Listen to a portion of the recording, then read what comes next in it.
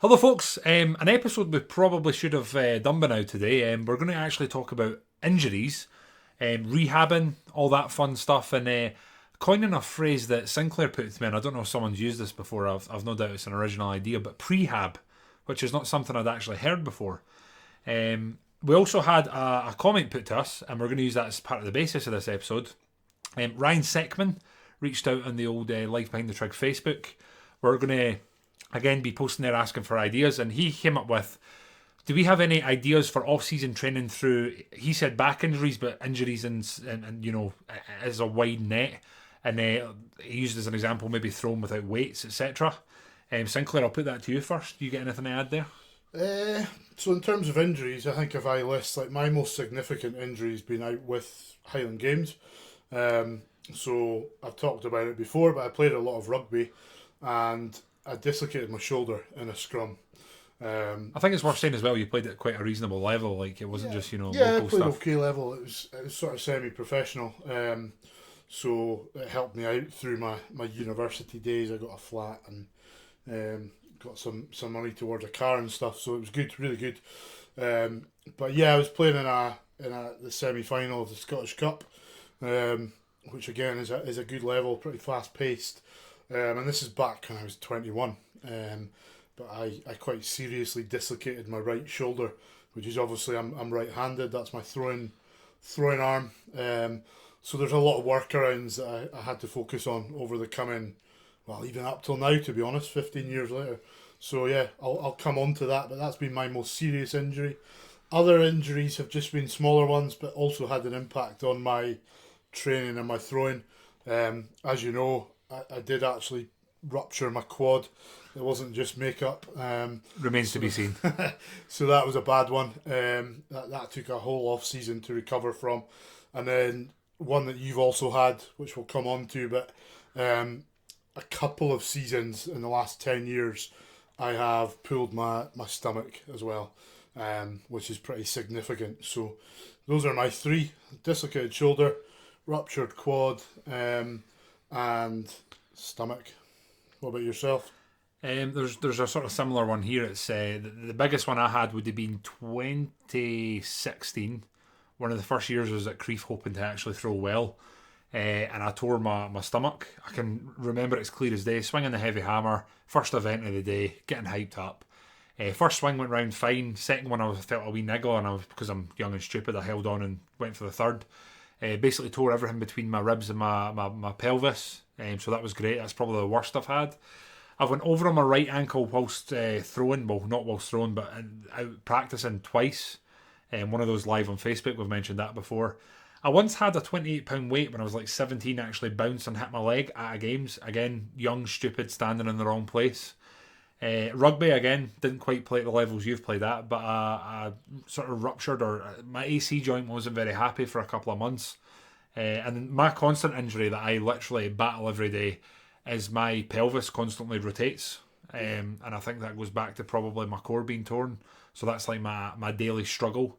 If I go out and throw, it's normally sore, and I need to do quite a lot of rehab, or as you called it, prehab, to try and actively stop that. So that's something I'm constantly battling with. Yeah. So I suppose the common one that we've both had, the bad one, is the stomach. I've had it a number of times. You've had it Once. What was the initially? What do you do? Like, I mean, for me, it was bad, and I couldn't. For sure, I couldn't throw hammers. Yeah. Like, no chance I could throw hammers. What was interesting for me was I didn't call an end to the season. Mine was just last year, 2022. And I threw, and actually had personal bests in the weight throws. So like I threw up close to... With a torn stomach? With a torn stomach. I threw 84.11, I think, in Aberdeen. The day before that, I also threw 84 foot. And then at Braemar that year, I was like 43 with a heavy. So I still threw really well in other events. But didn't throw the hammers basically for the rest of the season. And I tore my stomach in June. And that was right through till September. I didn't have a real pull on a hammer. And I've spoken to the likes of Murdo, young Murdo. He tore his stomach this year in 2023, and he was trying to throw through it. Yeah. which I just think is so stupid. You can't with a hammer. When you've done that, and even if it's just for a point, Yeah. like you're going to tweak it again. Stephen King told me when I did it to start doing some dead hangs, so literally just like hanging off the weight rack, and I definitely think that helps in stretching things out. Yeah. Also started doing quite a lot of foam rolling, because if you're rolling your back, naturally it's gonna sort of stretch out your abs. Expand. Another one that I've sort of seen and I haven't done myself is when you get on like a glute ham raise but kind of backwards, Oh, and you kind of stretch right back with a medicine ball. To be honest, for the whole season that I'd done it, I couldn't even dream of doing that, because I feel like if I'd done anything weighted which stretched my abs out, it would have just pinged again. really? Yeah, it was like I was so cautious that whole season. Yet with like the weights, because it's a completely different movement, I had no issues at all. It was only if I was swinging the hammer above my head that again it would pull and it just so uncomfortable. When I tore my stomach, I was lucky. It wasn't June I hurt mine. It was August, so I had only like maybe 6-7 games left after Creef. So I remember I went to the next games. It was like 2 weeks after, and I was like, right, I'll try and throw the hammer, and it was the biggest mistake of my life. I basically went to the rest of the games of the season, and I just couldn't pick up a hammer. Yeah. But every other event was okay. The only one I really struggled with, to my surprise, was the putt. And I think it's because I glide and I'm quite an immediate stop, like an emergency stop, put the brakes on and sort of put my arm through it. It's probably more violent, isn't it? So I felt that a bit, and it was more like timid deliveries. Yeah. My rehab for that was literally don't do anything for 3 months. And I've never really noticed until I've thought about it right now. I did probably quite a bit of swimming, which I've never probably credited for it. Yeah. Again, I've touched on this before. Amy and I used to go swim normally August, September to get ready for going on holiday in September. Just to get the abs. Just get the abs. Basically, like Amy and I, like we go into the sea for hours and we just cut about swimming. Okay, holiday. Aye, basically. Not near Falkirk. Definitely not down here, out in the Firth of Forth. Not the cleanest water. But yeah, so I probably did a bit of swimming. And then I always remember laughing at myself, but I was literally swinging an empty broom handle. Yeah. I was just putting it around my body for the motion. And one thing I've done that I still do to this day is I will swing the hammer both ways. Right-handed and left-handed. And I still do that, not extensively, but that's part of my warm-up just through sheer paranoia. Yeah. It's something I always see you do at the games, and I've always wondered, like, I'm not good on the left side, so it might be something that I try and implement. But I remember being young, and my dad did hundreds and hundreds of swings, and he had a pogo stick, like a metal pogo stick, and would wrap chains around it to bring it up to weight. So he would do like hundreds of swings at £16. But then I remember like loading it heavy as well, and he would do them in front of the house window, like living room window, so that he could see himself. And he loved swings. I'll occasionally do some with a hammer, but I've never tried like overweight swings and stuff like that. I remember there was a bit of a trend about 5 years ago where guys were putting like £56 on the hammer and trying to swing it. Have you not done that a few times? There's definitely a video out there. I used to swing a lot indoors with heavy weights. And I think the heaviest I've done is I had a £16 hammer with 220 kilos in it, so that would have been nearly a 50 kilo weight I was swinging. Yeah. And if I told you that was in the 2016 season before I tore my stomach, you can then read between the lines there and take from that what you will. And the fact that I've never went that heavy since.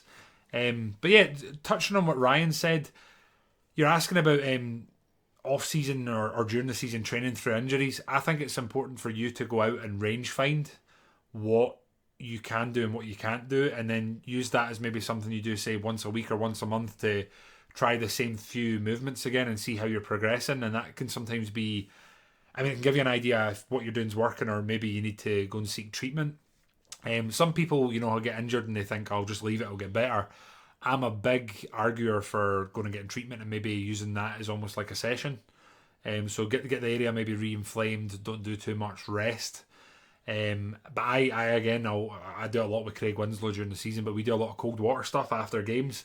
It's something that I'd like to do more in the winter, and I do get tempted a lot just to go down to, there's rivers near me, a lot cleaner than the Firth of Forth, but jumping in there. But I do drills pretty much throughout the year. Like, I'll just sit, and if I'm not doing anything, I'll just do some weight drills or some shot put. And I'm not sitting saying I'll do 30 or 40, like I'll do a handful, and I'm just thinking about it. But yeah, most of my injuries I just try to actively prevent. So I guess prehab, as you called it, was something I do constantly. And I guess you should always be sort of trying to do stuff without weights. It shouldn't just be, weight specific. Your body reacts differently, and you were touching there on swinging a lot of weight round. Again, your body's going to react differently swinging 30, 40, 50 kilos than swinging a 16 pound hammer, So it's challenging your body in different ways and making it work. But I think 2023 and especially 22, we obviously had full seasons here. Everyone was rupturing their cores or had little tears, and I honestly think it was 2 years of not battering your hammer, your hammer muscles. Yeah. And I think everyone suffered from it. I don't think anyone came through it without something. No, not over here anyway. It seemed to be a really common one in terms of the abs, and I think that's what it was. Just 2 years off. You might still be swinging the hammer, but you're not really releasing it as much. Yeah. And that's probably important to mention as well, is that you can do as many drills as you like, but at some point you need to start releasing weights, because often that's when the injury will happen. Yeah. Is when you're really reaching and then going into quite an explosive release. Or going into sixth gear. Well, yeah. I mean, and you can't really get there without releasing the weight. So I think drills are really important just to find your groove. But then you need to also focus on releasing the implements as well. But on Ryan's question specifically, I've dealt with quite a lot of back issues over the years, and I'm just very careful now in how I train. I try not to kind of rax anything, and even if I'm going hard, it's within that groove. Yeah. And when I do tend to kind of re-injure my back or tweak my back, we talked about it on the training episode, but it tends to be if I'm being lazy in like the down phase of a deadlift or something like that, or if I bounce a squat at the bottom of the movement. So even with my lifting, although I'm trying to be explosive, I try and keep it under control as well. And I think that's important if you're working around injuries, is that you understand your body and you know what you can and can't do. Like, I watch some people's training and just think, I'd be absolutely ruined if I go out and throw 100% screaming at weights in the depths of the winter in Scotland. On your own. on my own. It's just not going to happen. So I need to be quite sensible now with my training. And again, we've touched on it, but I'm 5 years older than Kyle. I'll be 37 coming into season 2024, and there are differences. Like, I get sorer. I'm sorer from lifting. I'm sorer from throwing. I remember the days when I could play rugby at the weekend, train for rugby on a Tuesday, Thursday, and still fit throwing in between. There's just no chance that I could do that now. Like, I've picked throwing as my sport now, and I need to focus on that and not be silly. I have seen in the past people kind of call me out for stupid movements in the gym, and my take used to be that I enjoy training, so I'll do what I want if I enjoy it. But getting a bit older, I think I've kind of seen sense a bit with that, and try and control what I do in the gym. I think definitely, like, I mean, we're only in our 30s, but talking about aging, like, I was coaching some kids the other week at the local athletics club, and I walked in, and I think they ranged from like 14 to like 20. And I was like, right, guys, you want to go do your warm up and then we'll get started? And they all looked at me kind of like, warm up? Yeah. And I can remember being that age and thinking, I'm immune to this, I'm invincible. And here I am, like, 10 years older than the oldest one there, and it's like, I couldn't dream of going in and just starting throwing without a warm up now. Like, it doesn't have to be extensive, but I need to do something.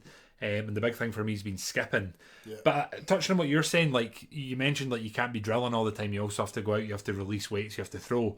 And you did say it, perhaps without addressing it in the way, but you also can't go out and be blasting stuff without drills.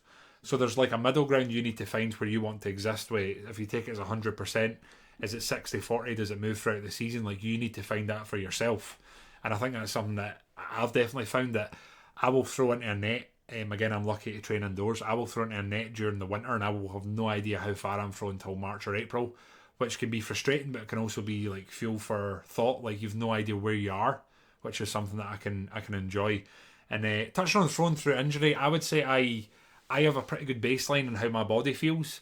You were saying, you're advising Ryan with deadlifts your back.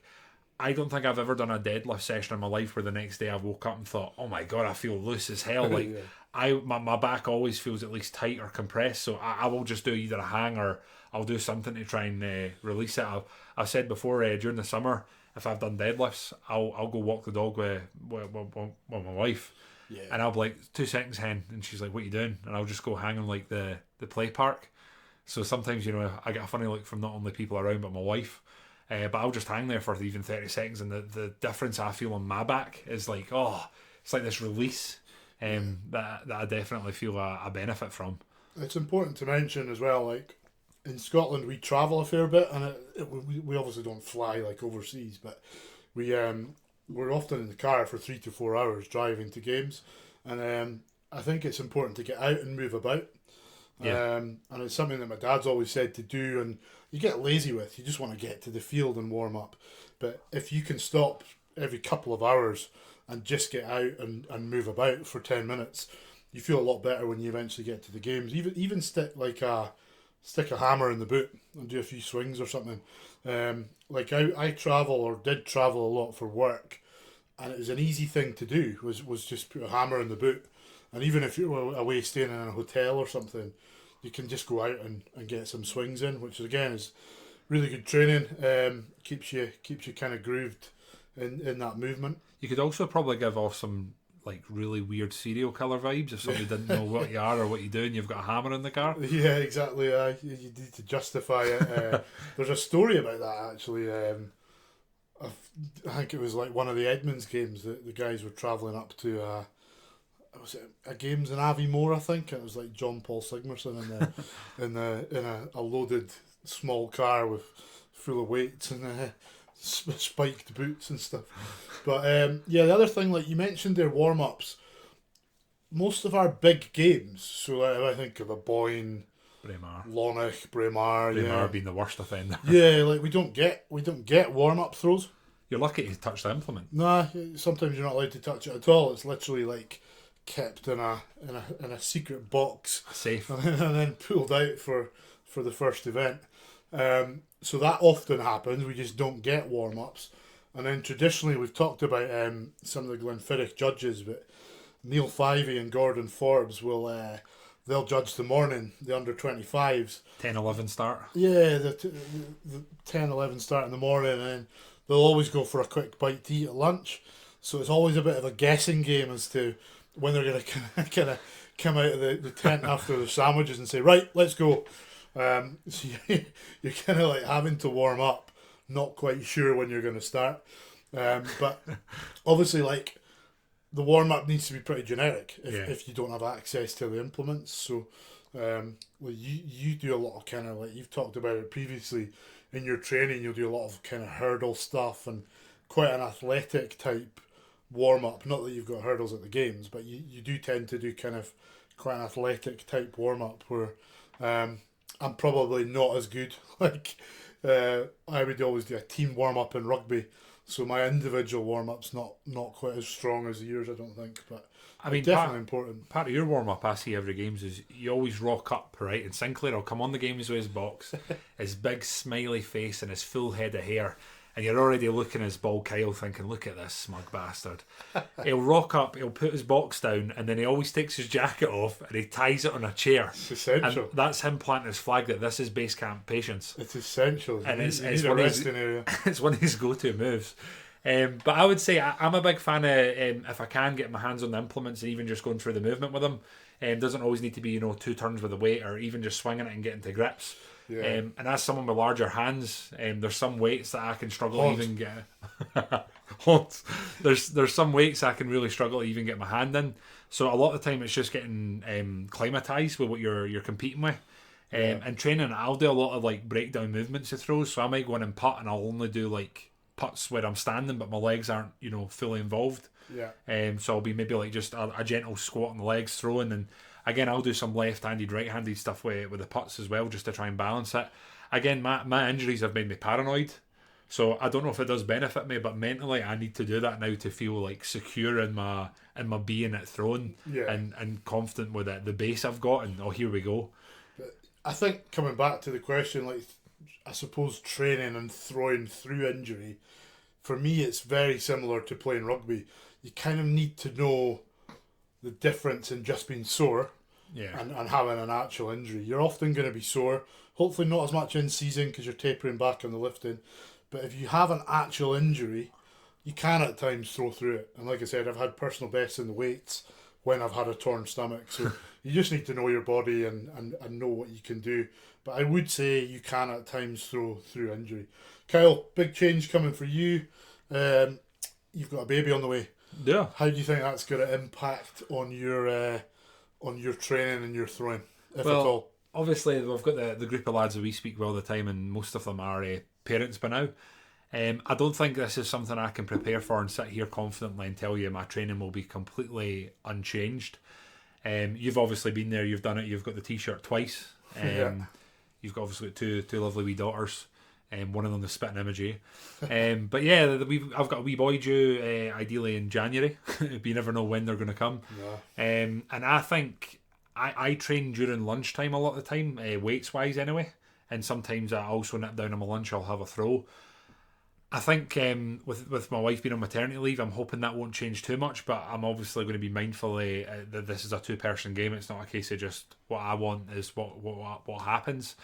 But I can imagine like Gus already comes out with me when I'm in the garage and he'll just sit there. That's my dog for the record.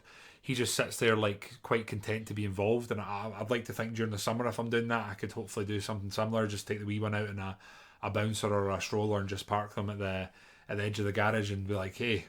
Now, to quote George Bush, watch this drive, if you know what I mean. Yeah. Like I'll just sit there and I'll do my bits. Again, a lot of this is theoretical, and I'm sure it'll change in practice. I'm sure you'll vouch for that, as with your wife.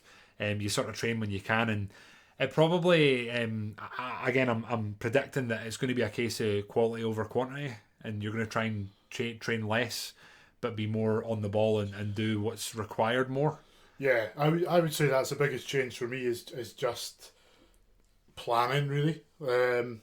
I've always had a plan, but I would mess about a lot, as I've said before. In the gym I'd mess about a fair bit, so now I'm quite specific about what I'm wanting out of each session, whether it be in the gym or out on the field. I kind of need to go in with a goal, and again that could just be as simple as finding the groove in the hammer, or hitting a certain number of reps in the 28. But I know what I want from each session. And again, like if you can train in the daytime, great. I remember speaking to Dan McKim about this, and he'd get up at 3:30, 4 o'clock in the morning and go and train. I can't do it. I can't lift heavy in the morning. I couldn't function even just on a daily basis. And I find it difficult with the weather in the winter to get up at any earlier than 7 o'clock in the morning. That's because you're north of the wall, right? To go and train, yeah. Pretty dark until 9 o'clock in the morning. So I'll tend to try and train on a lunch break now. If I can't do that, then I'll be more inclined to train later at night, once the kids are in bed. What's your preference? If I could, I like later at night. So Right. So ideal time for me would be about sort of 6 o'clock. So big question: pre-dinner or post-dinner? Post dinner, I Right. would say, but I can't do that now. That's bedtime. Right. So that kind of takes it out of the equation. And even now, I've got my garage is attached to the house, so I can't be dropping deadlifts and smashing weights on the floor into the evening. So I try and aim for lunch break now. It's not always possible with work commitments, but that's kind of my ideal now. Whereas it used to always be evenings. So bit of a shift there, but I quite like it. If you can get a lunchtime session in, and then it kind of keeps you sharp. I don't ever really train for more than an hour anyway. Yeah. So if I can get that in and out within the lunch break, then that's ideal for me. And then again, I've kind of played about with my throwing. I like throwing in the evening, and as you kind of spring into summer. Yeah. Because it's bright till 9, 10 o'clock at night. So if I can get the kids to bed and get out for a good, because I'll tend to spend a bit longer on the field than I would in the gym, and I quite like going out for an hour and a half or something just to work through things, and spend a bit of time looking at video. In that hour and a half you're out, would you say you maybe work on one event, two events, or do you like a full games, or do you change it up? What's your... Yeah, so I tend to just do about 2 events. I won't really do much more than 2 events, maybe 3. Do you have paired events you like doing together, or do you like to change it up? I change it up. I change it up depending on how I feel. I don't tend to pair them just because obviously on a games day you're throwing everything. Yeah. And it's based off feel for me. So although I do have a plan, it's based off feel. Like if I'm sore from deadlifts, I don't really then want to go out and throw the heavy weight. Yeah. You don't want to throw anything. No, you don't want to throw anything. But no, my throwing is more based on feel. And I probably spend too long at times, to be honest. And Sarah would agree with that. But like, I'll kind of review footage as I'm going and make tweaks as I'm going. I find that great. Like, most people have a phone now capable of taking video. Like, I find it really good reviewing throws immediately. Yeah. I also tend to sometimes do it with lifts, and that's when your session goes into being an hour and a half. Yeah. So I try and kind of shy away from that now and in the gym, but I still very much do it with my throws training. No, and to touch on what you're saying, I'd say I probably sit there right beside you. I love a lunchtime session. So like a Monday, Wednesday, Friday just now I'll be lifting, and then come the new year, Tuesday and Thursday I'll be throwing. Yeah. So I get an hour for my lunch, but it's kind of flexible, so I can kind of take it when I need to. I am guilty of sometimes going over the hour, but Yeah. I get breaks at my work that we're meant to take for like coffee or like get up for your desk. Yeah. I'll basically just not take them and try and balance it. So if I do go over, that's what I tend to do. But for me, I even find being able to lift, say at like 12, 1 o'clock compared to like 6, 7 at night, there's an extra 6 hours of recovery even for the weekend sometimes. Yeah. Which can obviously be massive in season. And throwing during the day as well, just the same thing. And honestly, the facility is so quiet. There's no one there bothering you. There's nobody getting in your way. Like, you can rock up and basically get the run of pretty much everything you want. Yeah. I even find, like, from being in my early 20s, like, you know, a single man, you're living with your mum and dad, like, you can go throw and do what you want when you want, sort of thing. Even being married, you know, you kind of have to balance it and say, do you mind if I go? And I'm lucky that Amy's very understanding, and she's always kind of accepted that the games is a third mistress in this relationship, if you will.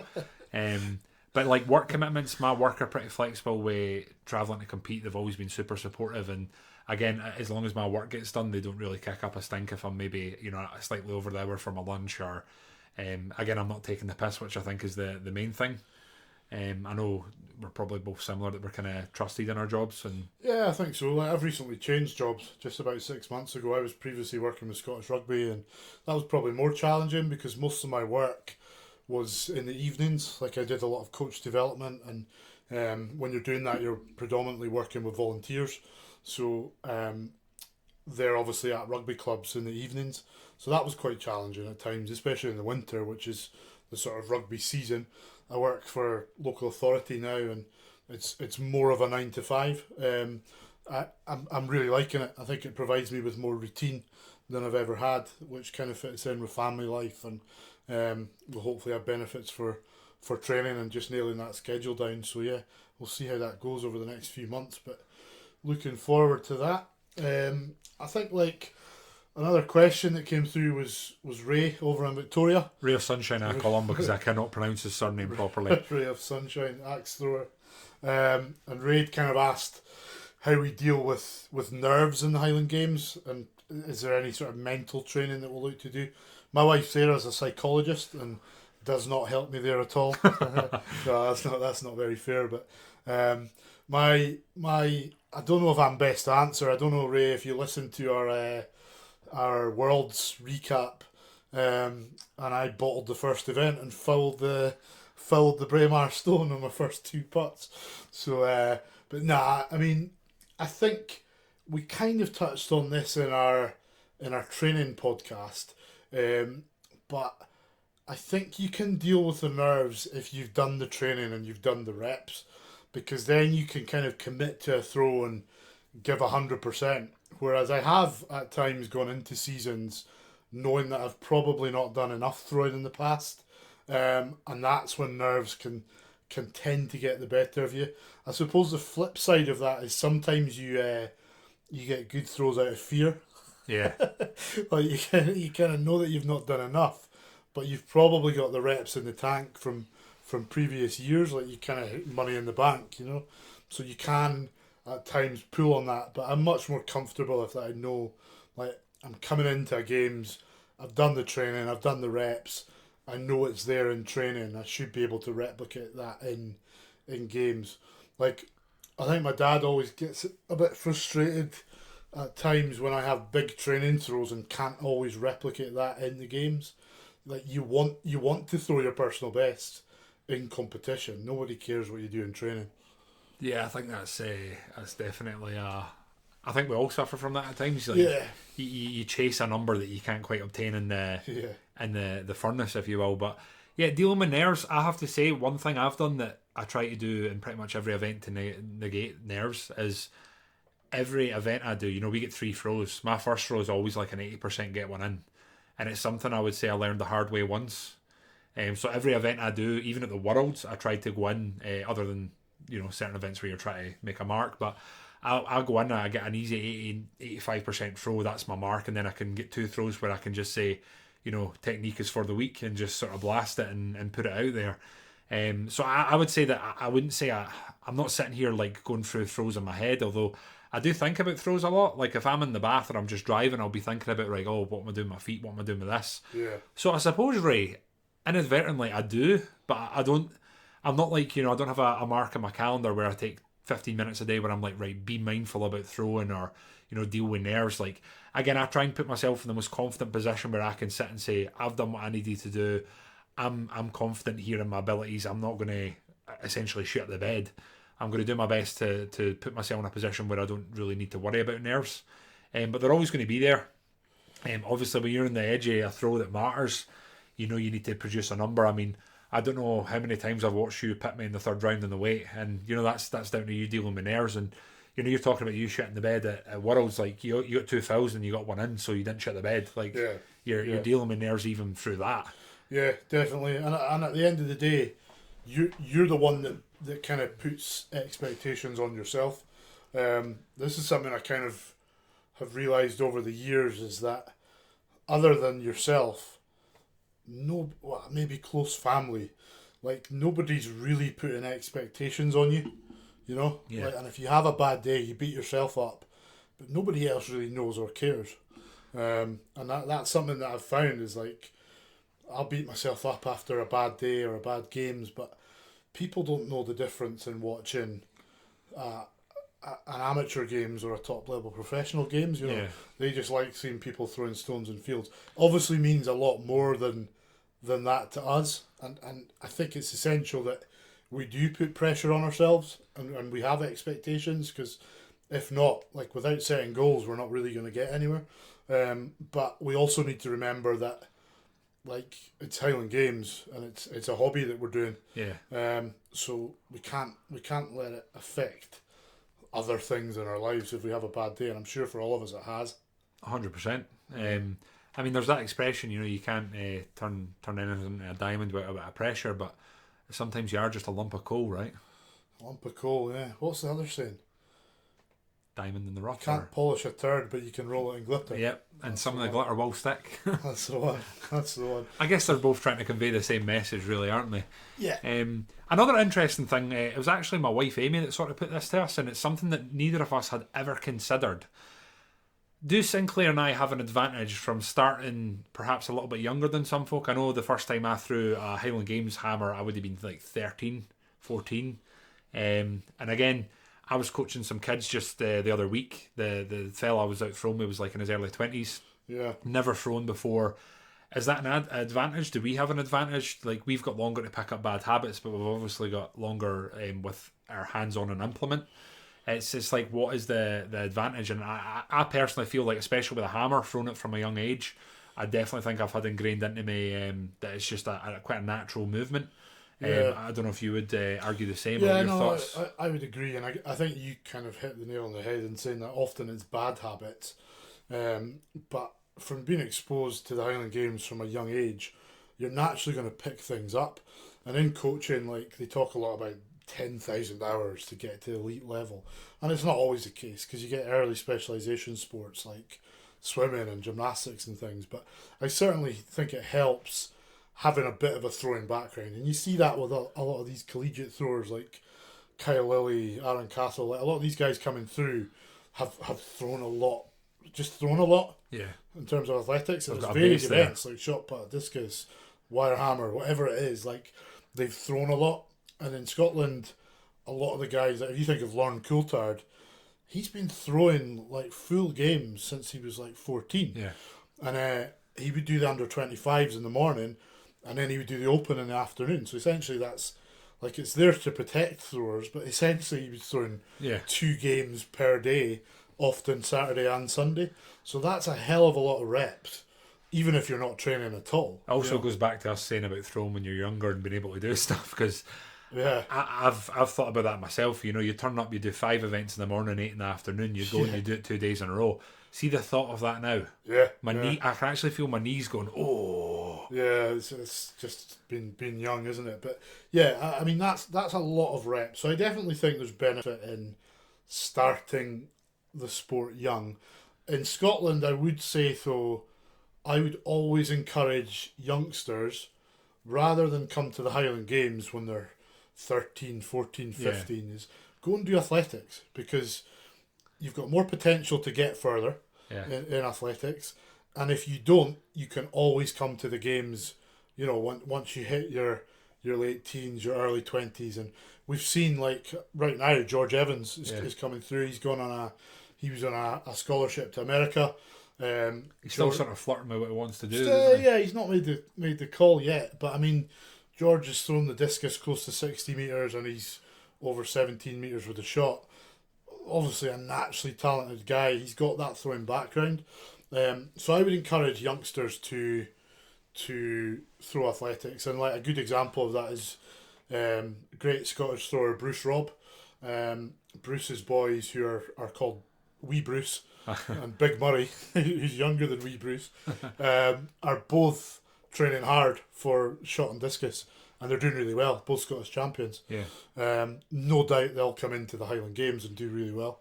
So yeah, I would say it helps to start young, but I wouldn't jump straight into Highland Games. I would give athletics a bash if you are young. I'd definitely say, touching on what you've just said, Willie, who coached me when I was younger, he had me throwing a hammer from the age of about 13, but I didn't do a games for about a year. And it's something that I kept up even when I was doing athletics full time, and that was my focus. I'd still go and swing a hammer. And I think it's a good general mobility. Like, I plant my flag in the statement that the Scots hammer is one of the greatest core exercises in the world. I don't think there's much you can do that sort of ticks all the boxes for working a core the way swinging a hammer does. But I would say that I fall into that category, that I did athletics, that was my focus. 19, I literally fell into the Highland Games and I was like, if I don't do this, what am I going to be doing? And it's something I found that I actually love. And if I didn't have the Highland Games just now, I think I'd be pretty lost. I'd probably just be playing rugby in agony every weekend, bruised and probably battered, not sure what I'm really doing. But as the Highland Games has given me something to focus on, and the weird slight abilities I have, I can sort of put them to practice and trying to pick up stuff and trying to throw it as far as I can away from me. Yeah, no, it's a really interesting one. I remember Scott Ryder telling us that, Scott's goal was to reach the Olympics in the shot put. He didn't do that. He was in the Olympics for the bobsleigh. But he didn't quite get there in the shot, although he did go to 2 or 3 Commonwealth Games. But he said to us on the podcast that he kind of wished that he'd specialised in Highland Games a bit earlier. Which was really interesting to hear. Scott obviously went on to win the Worlds, which was cool. But it'd be interesting to see what he'd have done if he had specialised it earlier. So yeah, I mean, it's one of those things where it helps to have a base, certainly. And we've seen more recently, like Craig Winslow has come in. Craig was a sort of semi-pro goalkeeper, and he's a good athlete. He's come into the games, and it's probably harder to pick techniques up. Like, he's a very powerful guy. Yeah, powerful, rangy. And his techniques are coming on, but you can see that coming in at that age of, I don't know, what age would have Craig started throwing? He's about ages with me. I think he's slightly younger. So maybe mid-20s. Yeah, mid-20s. I think he got 1 year at the under 25, so he's been 24, 25. Yeah. And definitely, I think it's the same for everyone. There'll be certain events that are more natural to you. And I think for Craig, like the weights maybe be more natural, especially the weight for height. And some are unnatural. And like for me, again, I don't want to sit and talk about Craig because he's not here, but for me, the putt was my biggest challenge. It's probably the event I've put, the most time into, and it's kind of, I'm not saying it's came good because there's still stuff to do, but I've certainly had a wee bit of reward for the time I've put in. So I think, starting young, it's going to set you on a better base, but I don't think it's essential. I think what you said's great. Like, your late teenage years, you could definitely come into the games and do fine, but I definitely think you don't need to, but having a background in either a very active job, or a background, growing up just maybe on a farm, or getting hands on, I think it'll benefit you. And the same way, most sports, if you've done a sport and you come into the Highland Games, you're going to be in a better stead than if you just sort of come into it, as a, say a 25-year-old that's never really trained or done anything. But that's like most sports, if you do one, it's going to benefit you in another. Yeah, absolutely. I think multi-sports when you're young is great, just because it gets you moving, and despite what we might look like, I think it helps to be a good athlete in the games. And again, like at times maybe tip the balance of being too heavy or not athletic enough. But the games is a kind of balance of a range of different things. Like you need speed, strength, flexibility. It all helps. So yeah, I think just get moving, and if anyone does want to start the games, like we're willing to help, and we've said it before, but just reach out to us, whether it be on social media, personally, Kyle or myself, or whether you want to come through Life Behind the Trig. Something we might also do in the future, Kyle, we've kind of talked about it briefly, is maybe run a clinic in Scotland. Sounds weird saying a clinic, a training day.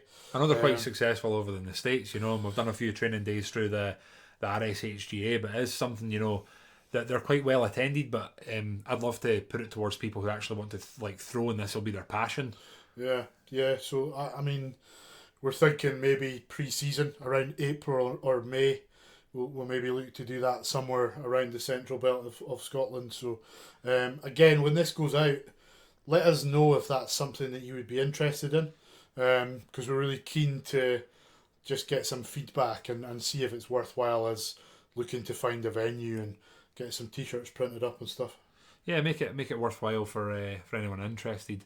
But folks, a bit different here, talking about injuries, rehab, and then sort of going off on the gradients and pulling it back in. But again, this is just what we've dealt with. I think you can see there's obviously doing the Highland Games, your cores are obviously going to take a battering, because it's essentially your highway or your motorway where everything goes through. So I think having a good core is obviously essential, and I think if you speak to pretty much any Highland Games competitor, they'll had some sort of stomach issue, because it's probably the most important part of the body to strengthen, rest, and also make sure it's doing its job. Definitely. That and your head, like Ray said. Aye, in your get your head right. In your head. But yeah, folks, again, thank you. These suggestions are just sort of spiraling into wider conversation, so thank you to both Ray and Ryan. And I guess we'll speak to you in the next one. Cheers.